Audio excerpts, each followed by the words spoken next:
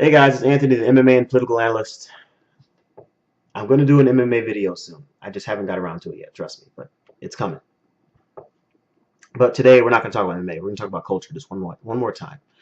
We're going to focus in on the men's rights movement today. And why are we talking about the men's rights movement? Because after the shooting in California that I did a video on, a lot of this men's rights movement has been brought to the forefront. There was a post written on, I want to say, a website called The Pickup Artist by one of their main posters, caused a lot of controversy, where basically he flipped the whole thing around and basically was blaming feminism and female empowerment on the shooting that happened. And in turn, of course, a lot of people have actually been blaming the men's rights movement on this whole thing. And I think it's important that we at least take a look at what this men's rights movement and what it's all about. Now, I'm going to be very specific when I talk about the men's rights movement for this specific video. It's a very broad, it's kind of a broad ideology, a very broad community with different voices, different opinions. So I'm gonna give them that, and I'm not gonna say that what I'm about to say right now is the entire men's rights community.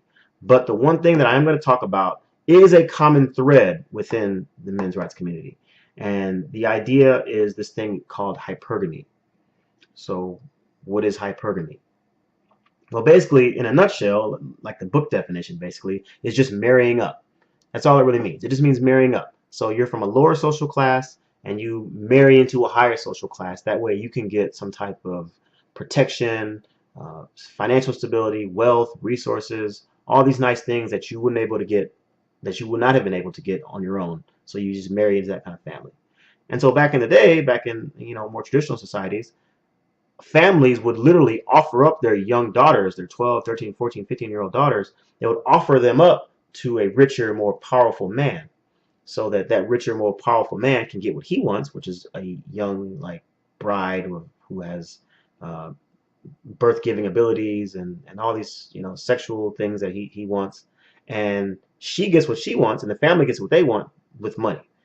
Now, that's obviously quite a disgusting thing to do, but that's how it worked back then, and in some places, and some places that still goes on right now to a lesser extent, right? So that's the idea of hypergamy. But to some of these men's rights movement, the idea of hypergamy is actually a lot more than that. It's actually, they believe it's a deep instinct within women that they're actually born with, and that it's always to one up, always to marry up, always to want to get the next best thing if they possibly can. They think that a woman, all she really wants is that alpha male, that guy who can at least portray the image of someone who's going to provide her with all these things and do all these things.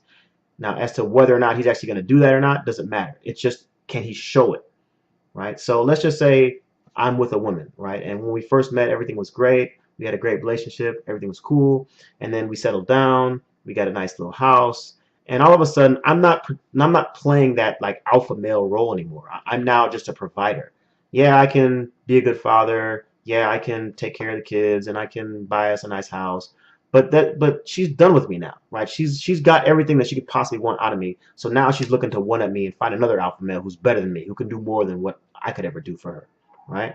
And that women will always do that to a man, no matter what. Right? No matter what, she's always naturally inclined to just drop you off and go find the next best thing. And, basically implying that women are kind of just naturally evil. Of course, that's the, seems to me that the seems to be what they're kind of saying with that. Now, what's interesting is that, there's some evidence, I think, that supports that they will bring to the table. They'll say, okay, well, look at these experiments they've done with monkeys where they set up kind of a similar social condition, and they've seen the behavior of female monkeys. And then they've also, of course, they bring up examples from society in general. One example that I could point to, at least, would be Donald Sterling, right? We all know he's the racist owner of the LA Clippers. Guy's a flaming racist, and he's generally a bad person.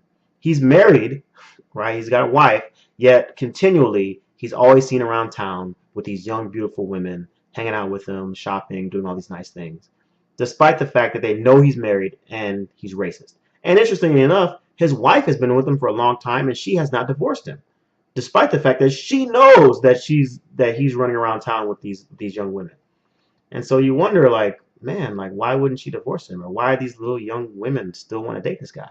Well, the answer is hypergamy, right? They want what he has to offer them, which is money, and he gets what he wants out of the deal, which is sex.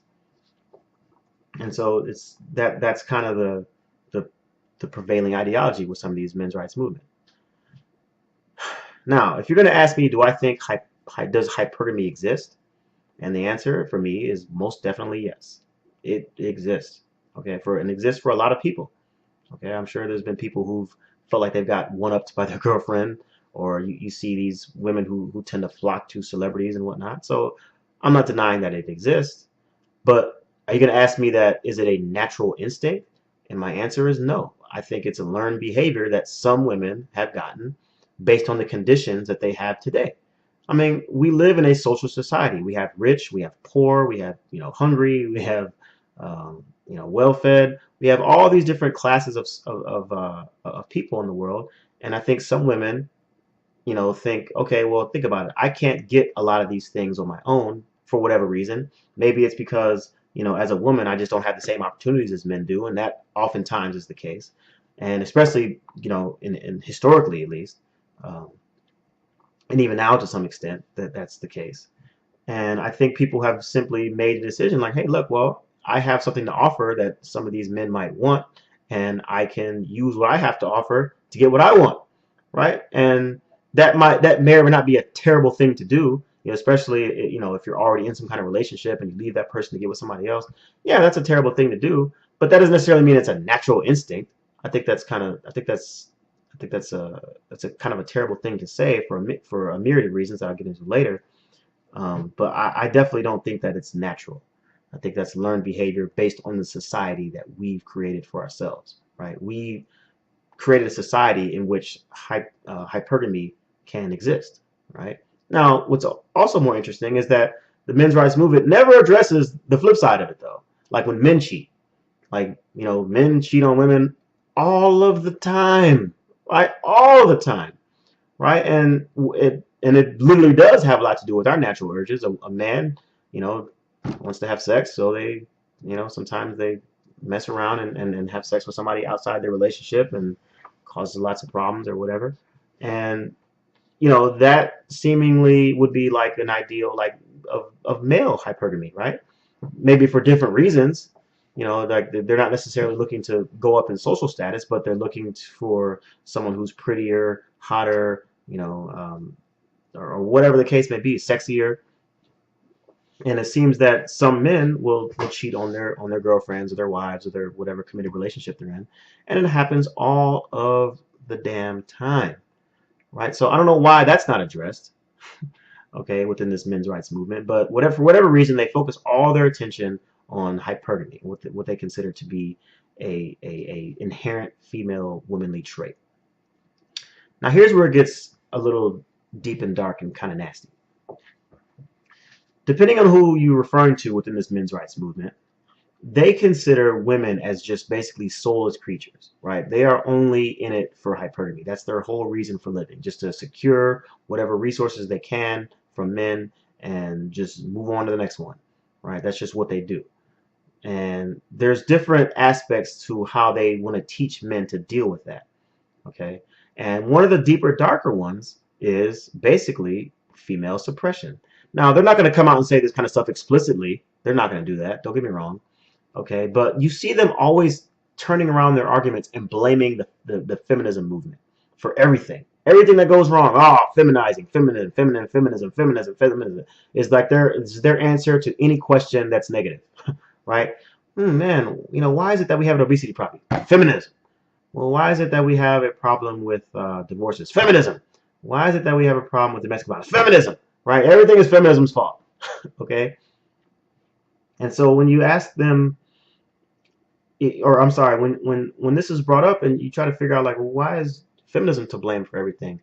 Because feminism obviously has worked to liberate women and allow women to basically do whatever it is they want, just like men can do whatever they want. Okay? But that's not what they want. They don't want women to do whatever they want.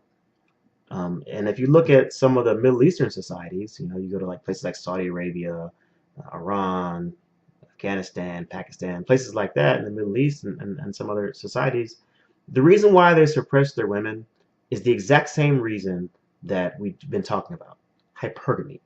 They want to prevent this whole idea of hypergamy, where they think, okay, well, think about it. If we let women have jobs, if we have women, not walking around wearing burqas, if we let women drive, if we let women get educated and do all those things, then all of a sudden now they don't need us.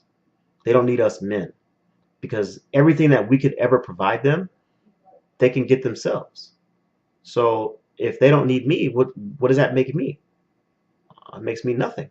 How can I control a woman? How can I keep a woman in my life? How can I get a woman to love me if I have nothing to offer her?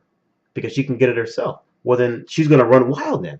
She's going to, maybe date me for a while and then decide that I'm done with you and go date somebody else. And then decide, I'm done with him now. I'm going to get somebody who's better because, whatever this guy's providing me, I got that myself. I got a good job just like he does. I'm going to the next higher up man. Right? And they feel powerless and afraid and insecure. So now they feel like, okay, well, you know what? Let's just keep our women down.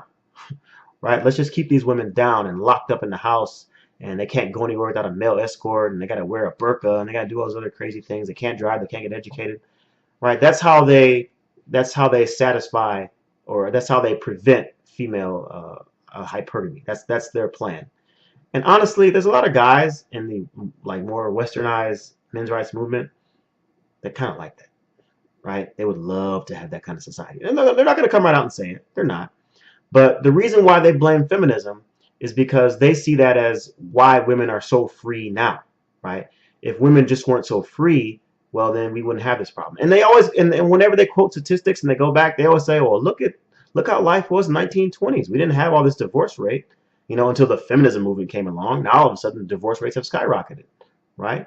And so again, they're implying that they'd rather have it like it was back then. They'd rather have women to be suppressed. Right now, again, I'm not saying that all men's rights guys are like that, but a lot of them are, man, and you can read it. It's out there. They publish the literature all over the internet. They got stuff online and whatnot. So you can look at it yourself if you don't believe me. But a lot of them, I think, secretly would love to have something like that in the Middle East. They would love it, which is interesting. And now in relation to the whole idea of the shooter out in California, some of the men's rights movement types have again placed this at the feet of feminism somehow, basically saying that, well, since women in Western societies nowadays are so free and are so able to live out their hypergamy as much as they possibly can, that they're bypassing just normal men, like say like me, for example. They'll just bypass guys like me and only target these alpha males, these like top 10% of the population basically, or top 20% of all males, and just go after them and try to get whatever they can from them and bypass all the other men, right? And and as a result, it drove this dude crazy and made him go on some kind of crazy killing spree, right? And that's their connection they've made to feminism, because they've allowed women to be so free and not be tied into just dating whatever man that they think is best. It's allowed these bypassed men to get so angry and so upset to cause this. Now I know I had trouble explaining that, but the reason why I had trouble explaining that is because it's freaking ridiculous. Okay, it's outlandish. Now again, you think I'm making this stuff up? I'm not. Again, the literature's out there. It's been published and reported on now, and I'll post links in the description to it. Okay, this is what some of these men's rights people think, and they couldn't have it any more wrong. Okay, look, I just think personally that men and women should just be able to do whatever they want. We should live in an egalitarian society where women and men have the same opportunities as each other, right? And so, and look, don't get me wrong. I think that sometimes the men's rights movement may all of a sudden bring up a good point every once in a while. Like some little things like, okay, well, why is it that women aren't drafted into wars? It's a good question. Okay, I think that's something that you could address. Okay, well, what about alimony and divorce courts and child custody, things like that. Well, of course, all those things need to be evaluated on a case-by-case basis. But looking at the statistics, it seems like for whatever reason, those statistics are always skewed in the favor of women. Women always get the child support. Women always get the custody. Men rarely ever do. And look, I completely understand that. I completely understand that. And if you want to take a look at something like that, great. Have at it. But to sit there and try to blame all of the problems that society has on feminism and try to imply that women are just kind of like naturally evil and naturally disloyal and will naturally just leave you whenever they can, I think couldn't be any further from the truth. And, you know, some of the feminist movements have now tried to classify some of these men's rights movements as men's rights movement groups, excuse me, as hate groups. I wouldn't go that far.